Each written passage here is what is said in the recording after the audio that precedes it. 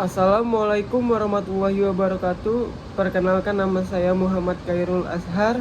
Saya dari program studi administrasi publik semester 5 dengan NIM 211011045. Di sini saya akan menjelaskan materi tentang manajemen aset proyek. Kita lanjut saja ke pengertian aset. Di sini ada: menurut standar akuntansi pemerintahan atau SAP, aset adalah sumber daya ekonomi yang dilakukan atau dimiliki oleh pemerintah sebagai akibat dari peristiwa masa lalu dan dari mana manfaat ekonomi atau sosial di masa depan diharapkan dapat diperoleh baik oleh pemerintah maupun masyarakat, serta dapat diukur dalam satuan uang, termasuk sumber daya non-keuangan yang diperlukan untuk penyediaan jasa bagi masyarakat umum, dan sumber-sumber daya yang dipelihara karena alasan sejarah dan budaya. Aset adalah barang yang dalam pengertian hukum disebut benda, yang terdiri dari benda tidak bergerak dan benda bergerak, baik yang berwujud tangible maupun yang tidak berwujud intangible, yang tercakup dalam aktiva atau kekayaan atau harta kekayaan dari suatu instansi, organisasi, badan usaha, ataupun individu perorangan. Aset adalah suatu yang dimiliki nilai ekonomi, nilai fungsi, nilai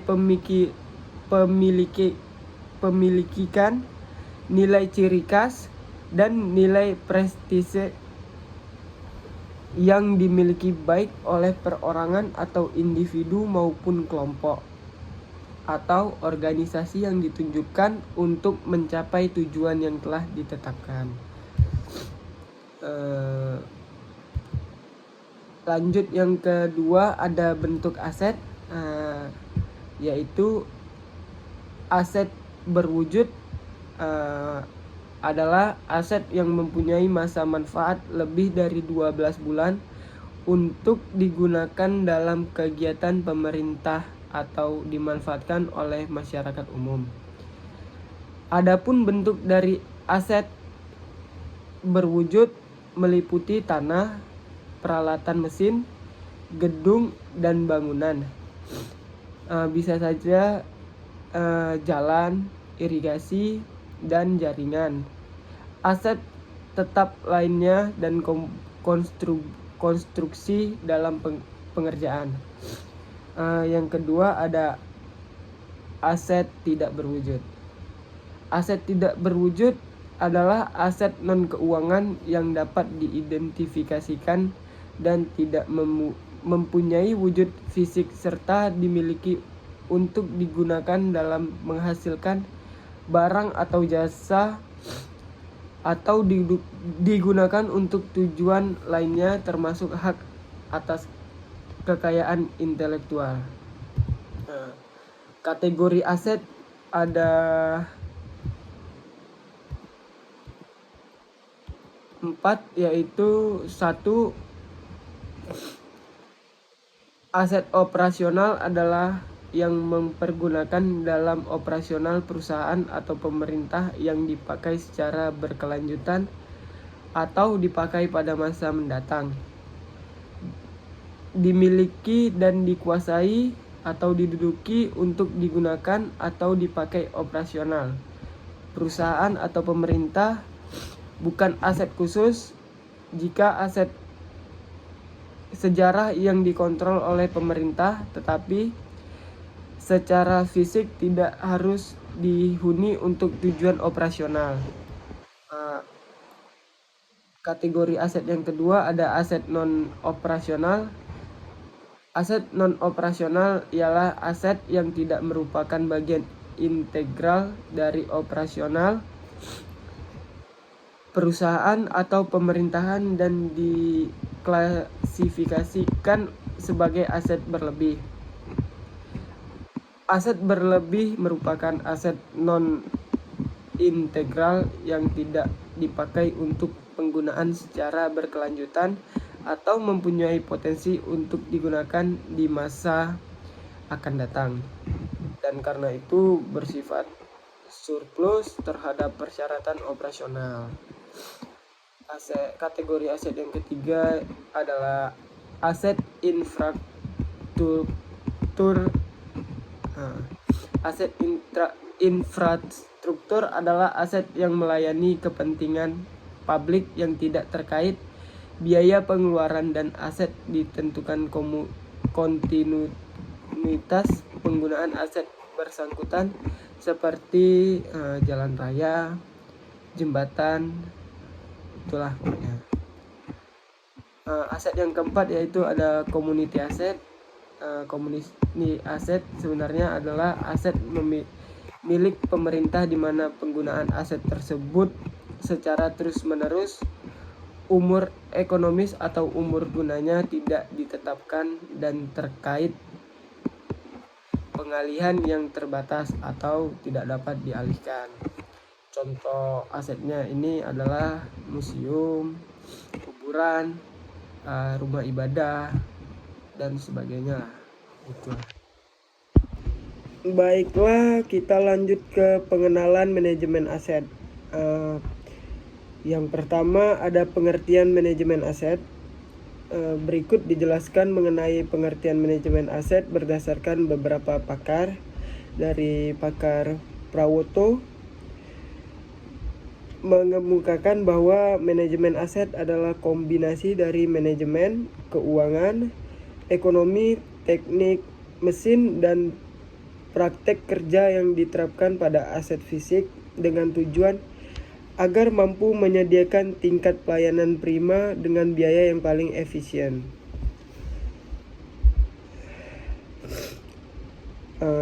Di sini menurut Hastings 2010, manajemen aset adalah serangkaian kegiatan yang terkait dengan 1. Mengidentifikasi apa saja yang dibutuhkan aset. 2. Mengidentifikasi kebutuhan dana. 3. Memperoleh aset. 4. Menyediakan sistem dukungan logistik dan pemeliharaan untuk aset. Dan yang kelima ada menghapus atau memperbarui aset hingga secara efektif dan efisien dapat memenuhi tujuan.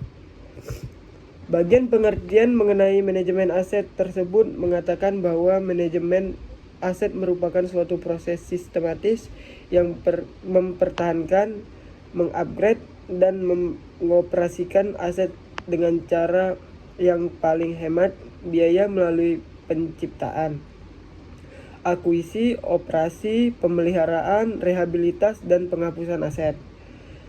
Inti dari manajemen aset yaitu bahwa pengelolaan aset berkaitan dengan menerapkan penilaian teknis, keuangan, dan praktek manajemen yang baik untuk memutuskan apa yang dibutuhkan aset untuk memenuhi tujuan bisnis, dan kemudian untuk memperoleh dan mempertahankan aset selama umur hidup aset tersebut sampai ke pembuangan.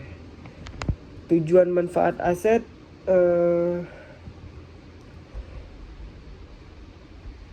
menurut Hambali 2010 ada 5 tujuan dari manajemen aset, yaitu 1. Kejelasan status kepemilikan aset. 2. Inventarisasi kekayaan daerah dan masa pakai aset.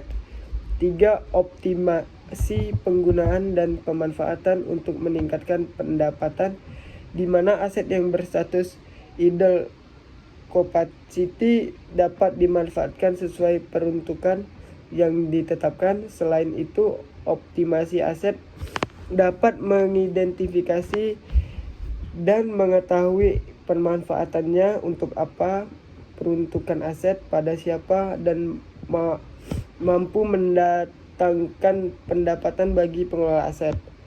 Yang keempat, pengamanan aset dan yang terakhir ada dasar penyusunan neraca.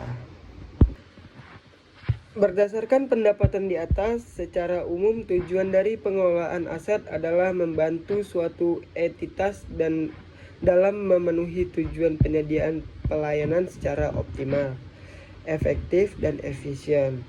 Hal ini mencakup perencanaan, panduan pengadaan, penggunaan, pemanfaatan, optimasi, penghapusan aset, dan pengaturan risiko serta biaya yang terkait selama siklus hidup aset. Pengelolaan aset juga bertujuan untuk mengetahui kejelasan dari pemilikan aset sehingga pemilik aset dapat dengan aman dan tidak terbentur masalah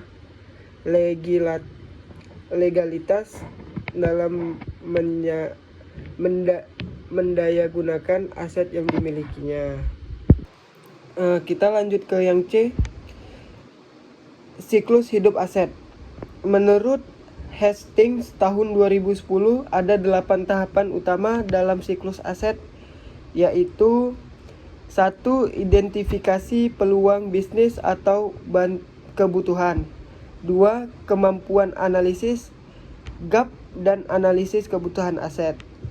3. Analisis prastudi kelayakan fisik dan keuangan maupun pilihan opsi. Yang keempat ada perencanaan kelayakan fisik dan keuangan untuk opsi yang dipilih. Yang kelima ada akuisisi, pengembangan dan implementasi. Yang keenam ada operasi, dukungan logistik dan pemeliharaan. Yang ketujuh memantau atau monitoring dan review. Yang ke-8 ada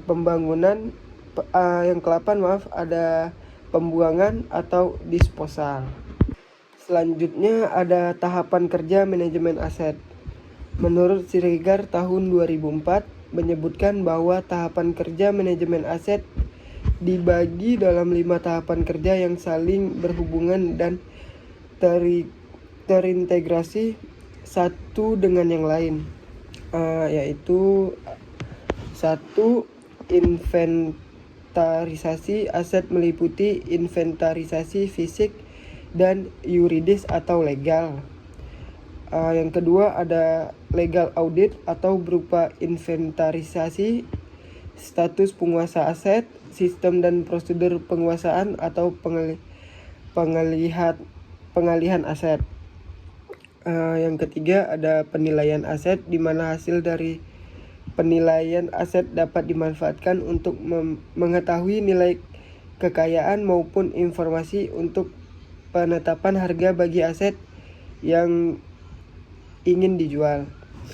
Yang keempat ada optimasi pemanfaatan yang merupakan kegiatan untuk mengoptimalkan potensi fisik, lokasi, nilai, jumlah atau volume, legal dan ekonomi yang dimiliki aset tersebut.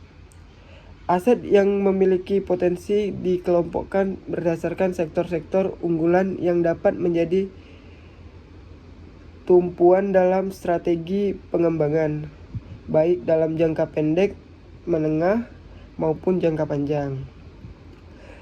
Yang kelima ada pengembangan SIMA atau Sistem Informasi Manajemen Aset.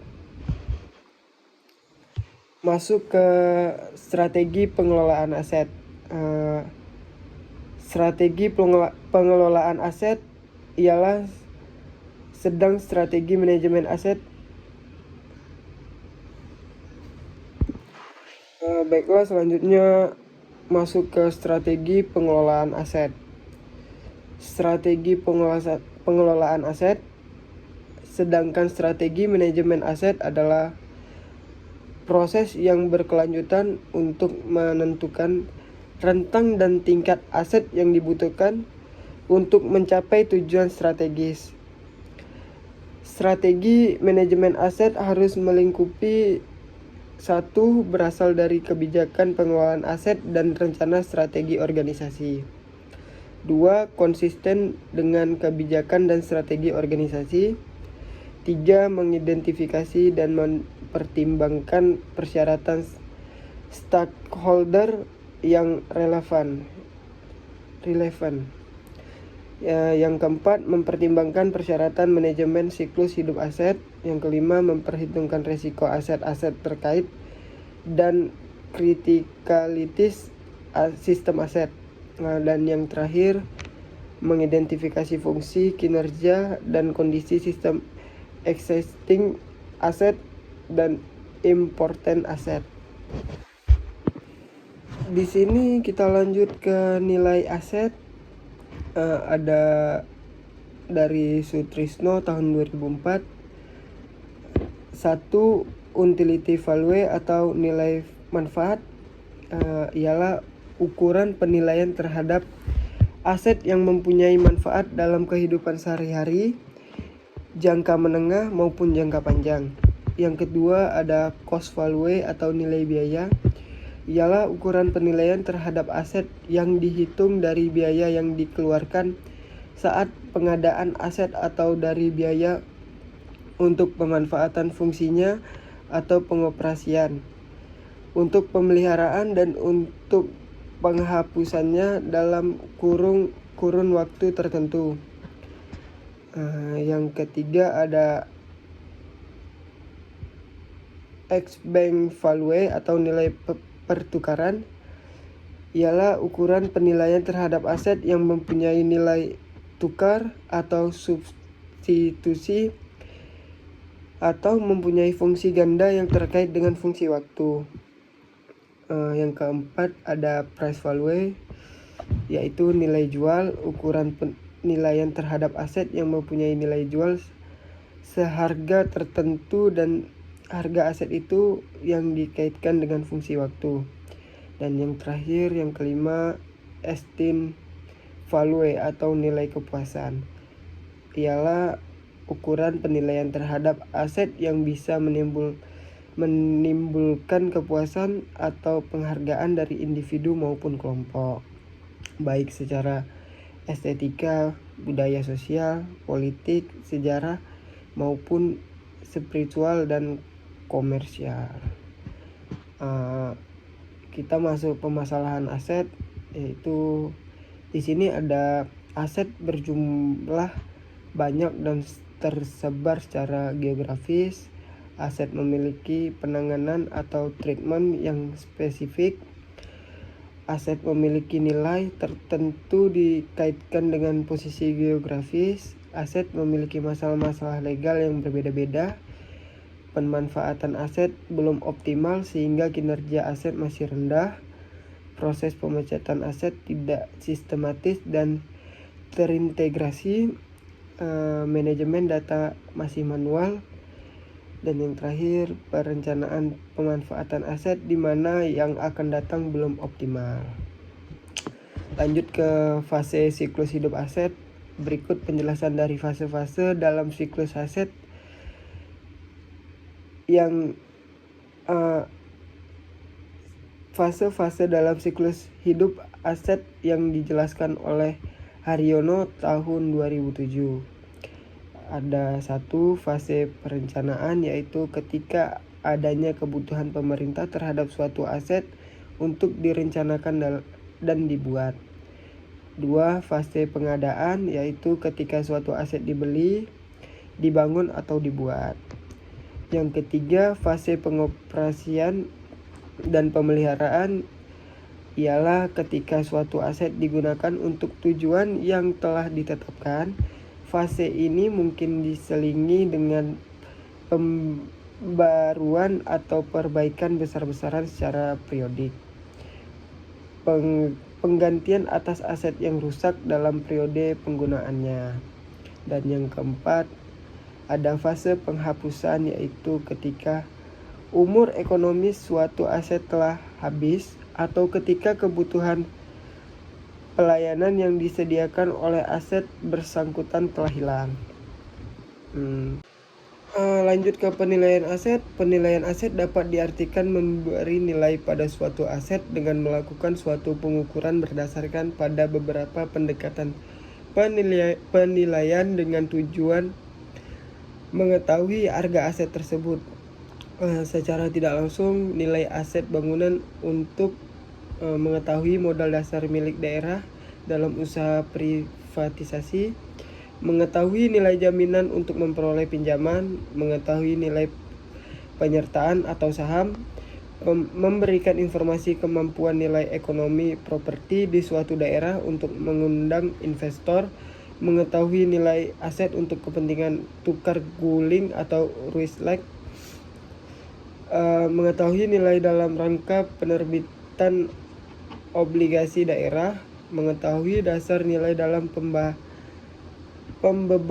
pembebasan tanah atau pembelian tanah. Ciri-ciri penilaian aset ada: 1. Demand.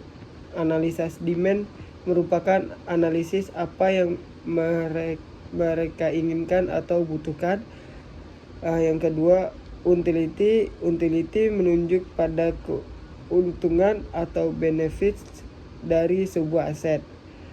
Yang ketiga ada scarcity atau the competitive environment atau kelangkaan.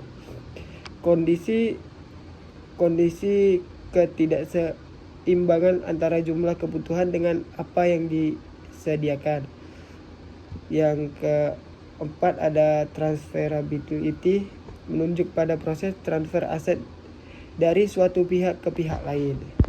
Baiklah, mungkin itu saja yang bisa saya sampaikan. Wabillahi taufik wal hidayah. Wassalamualaikum warahmatullahi wabarakatuh.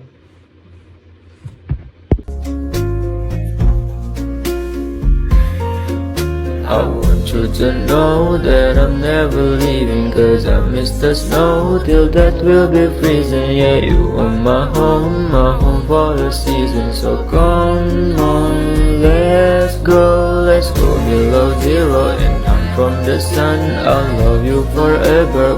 We'll have some fun. Yes, let's hit the North Pole and live happily. Please don't cry, notice, no, it's Christmas, baby.